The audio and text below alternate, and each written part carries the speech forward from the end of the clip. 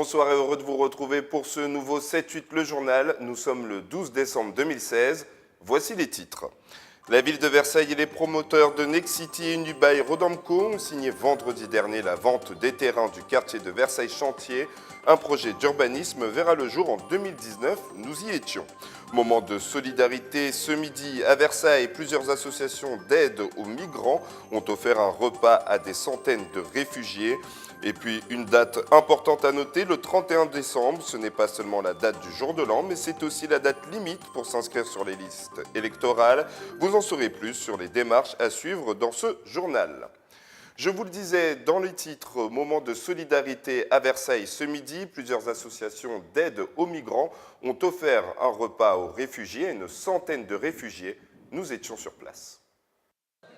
Syriens, Afghans ou Soudanais, 120 migrants ont pu profiter d'un repas chaud au centre 8 de Versailles. Au menu, soupe, riz et poté aux lentilles, un moment de partage proposé aux migrants des centres de Versailles, Mortemet et Rocancourt.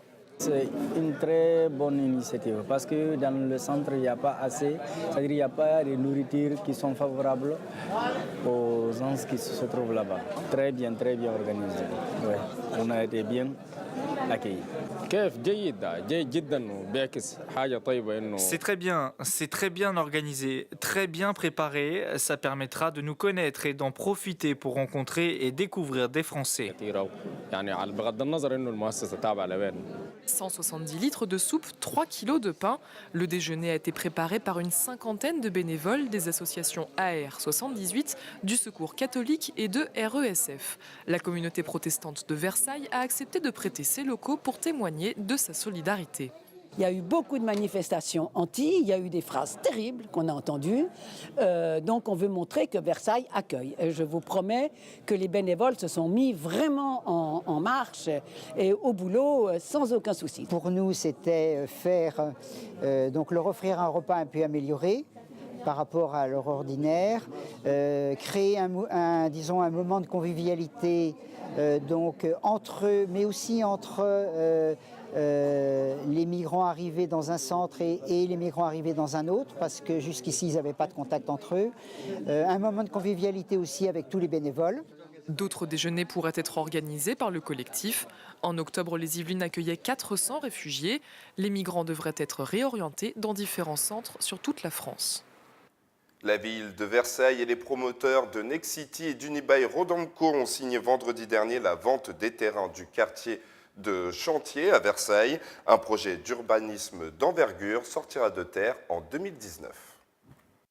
Il aura fallu 16 ans pour parvenir à cette signature qui permettra à un projet d'urbanisme de changer la face du quartier Chantier à Versailles. Un dispositif important pour lequel le maire de Versailles, François de Mazières, s'est battu. Je crois qu'on peut être très content parce que c'est un projet qui remonte à plusieurs années. On a tous beaucoup travaillé dessus. Je pense qu'il correspond bien à ce qu'on demande aujourd'hui au XXIe siècle. C'est un projet qui intègre la dimension environnementale. L'ancien projet était un projet construit sur une dalle de béton. Et c'est vrai qu'aujourd'hui, les gens demandent un équilibre entre le construit et la nature. C'est ça qu'on a essayé de faire. Et c'est un projet très intéressant parce qu'il intègre plusieurs dimensions de la ville.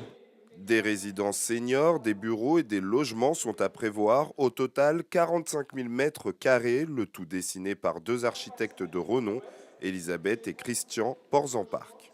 Ça va ressembler à un projet comme Versailles en connaît peu, qui est un projet contemporain, un projet ouvert, un projet avec une forte présence d'un espace public végétal, arboré, avec des bâtiments qui rayonnent sur l'extérieur et des bâtiments qui mélangent leurs fonctions, un grand mélange des genres et une énergie qui n'est pas forcément celle que Versailles connaît au quotidien dans une architecture très belle, mais qui date du XVIIIe siècle. Le nouveau projet d'urbanisme du quartier de Versailles-Chantier sortira de terre en 2019. L'année prochaine sera marquée par deux élections majeures, les présidentielles fin avril, début mai, et les législatives qui se dérouleront au mois de juin. Mais pour voter, il faut s'inscrire sur les listes électorales et ça concerne ceux qui ont déménagé. On fait le point avec Mélanie Poquet. Bonsoir Bonsoir. Haussmann. Alors l'échéance approche et c'est même plus proche qu'on ne le pense. Vous avez donné les dates des scrutins Haussmann, mais pour les inscriptions sur les listes, le délai est encore plus court. La fin, c'est le 31 décembre à 23h59, donc plus que 3 semaines pour s'inscrire. Et particularité cette année, le 31 décembre tombe un samedi. Donc les services municipaux ferment à midi, ce qui fait une demi-journée en moins pour s'inscrire. Alors, quelles sont les démarches à suivre? Alors, il y a plusieurs possibilités. On peut se rendre directement à la mairie. Sur place, on vous fera remplir un formulaire, un CERFA, pour gagner du temps. Vous pouvez aussi l'imprimer et le remplir de chez vous. On le trouve facilement sur Internet. Alors, on va le voir aussi, il y a plusieurs documents à apporter. Le CERFA, qui est l'un des documents à présenter. Il faut aussi avoir une pièce d'identité et un justificatif de domicile. Plusieurs documents sont acceptés, les factures de gaz ou d'électricité, les factures de téléphone. Il y a aussi les déclarations d'impôts et même les quittances de loyer. Et le passage en mairie, dès qu'on a tout ça, ça prend moins de 5 minutes. Karine Falampin, agent administratif de la ville de Plaisir, nous donne la suite du calendrier. Alors avant la carte d'électeur, ils reçoivent un récépissé d'inscription qui rappelle leur état civil et qui leur indique leur bureau de vote, une fois que le dossier est bien sûr passé en commission électorale. Et la carte électorale n'arrive que courant mars 2017. Donc on peut aussi s'inscrire sur Internet via le site servicepublic.fr, mais je crois que toutes les communes ne sont pas concernées. Non, en effet, sur Saint-Quentin-les-Mines, c'est le cas de Maurepas, les Clés-sous-Bois, d'Elancourt, de Villepreux et de La Verrière. Elles ne sont pas reliées au service gouvernemental. Il faut donc se déplacer à tous les coups. Avec une année électorale présidentielle, les inscriptions, il faut le savoir, elles explosent parce qu'à Plaisir, d'habitude, ce sont entre 300 et 500 nouvelles demandes d'inscription. Pour une année de présidentielle comme celle de 2017, leur service enregistre plus de 2500 inscriptions. Et pour ceux qui n'auraient pas le temps de s'inscrire ou qui auraient même oublié, il leur restera juste la procuration. Merci Mélanie Poquet. Avec près de 400 000 nouveaux cas de cancer détectés chaque année, le cancer est un fléau pour l'homme, même si le nombre de décès a tendance à diminuer, et cela grâce à la prévention. Un reportage de Nicolas Dandré. Rencontre et échange entre les professionnels de santé sur le cancer. C'était l'objectif de la table ronde organisée vendredi 9 décembre à l'UFR des sciences de l'Université Versailles-Saint-Quentin. Le but, renforcer la lutte contre le cancer dans les Yvelines. On s'est aperçu qu'au niveau de notre agglomération, on a un pourcentage quand même de cancer du sein un peu plus élevé que sur les autres agglomérations des Yvelines. L'Institut de promotion de la santé basé à Trappes est engagé dans cette lutte. Son rôle, développer la prévention et faire connaître les offres de soins du territoire avec l'accent qui est mis sur le dépistage précoce pour permettre une guérison efficace. On souhaite multiplier ces actions de prévention, notamment par le dépistage, en sachant qu'il y a d'autres voies pour la prévention. Il faut également parler de nutrition, de diététique. Il faut également parler de prévention des addictions. C'est faire en sorte que les professionnels de santé connaissent également toutes les ressources du territoire, puissent connaître également la façon d'orienter au mieux et de façon optimum les publics, les patients. En France, le taux de guérison est croissant. En 2015, 3 millions de Français ont survécu au cancer. Elancourt organisait le week-end dernier son marché de Noël sur la place du Général de Gaulle. Au programme 12 chalets pour les artisans locaux avec leurs produits et animations comme le snowpark ou encore le mur d'escalade, des moments à partager en famille. La trouille, moi qui ai le vertige d'origine, on va dire, ça fait bizarre. C'est impressionnant. Et puis on est crispé, on est hésitant. Quand je poussais une prise, j'avais peur de tomber et de me faire mal. J'ai fait du skateboard sur la neige. C'était les descentes à peu près, c'était un petit peu compliqué. Mais sinon j'ai réussi, je suis pas tombée. J'ai aimé les descentes. Quand on descendait, c'était un peu bien. C'était un peu dur la descente.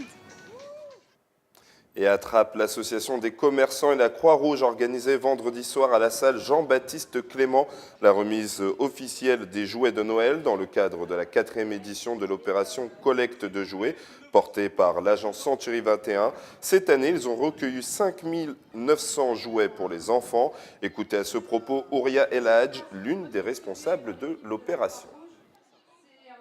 L'objectif, c'était d'organiser en fait le côté très humanitaire de la ville de Trappes. Trappes, on entend parler souvent à mauvais escient, ce qui n'est pas la réalité, c'est pas la réalité du terrain.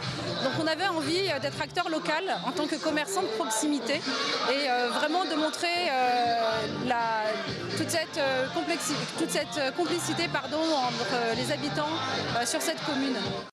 Autre distribution de jouets, celle du réseau Skibus. Depuis 20 ans, l'entreprise organise une collecte au sein de l'agglomération. La redistribution avait eu lieu cet après-midi dans la salle du Café de la Plage de Maurepas. Elles ont pu se partager une collecte record.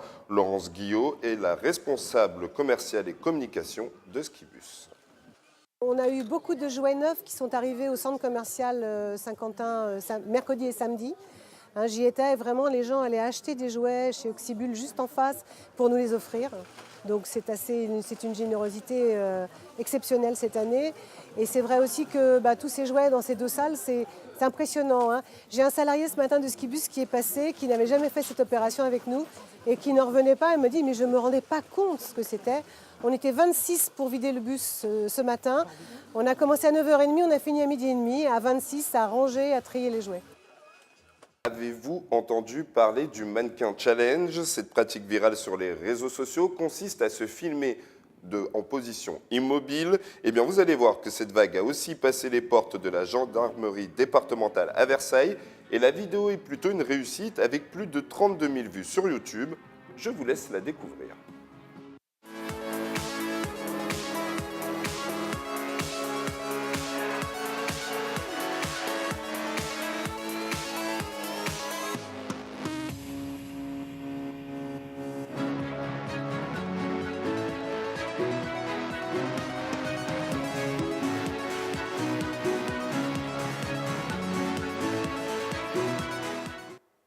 C'est la fin de ce 7-8 le journal.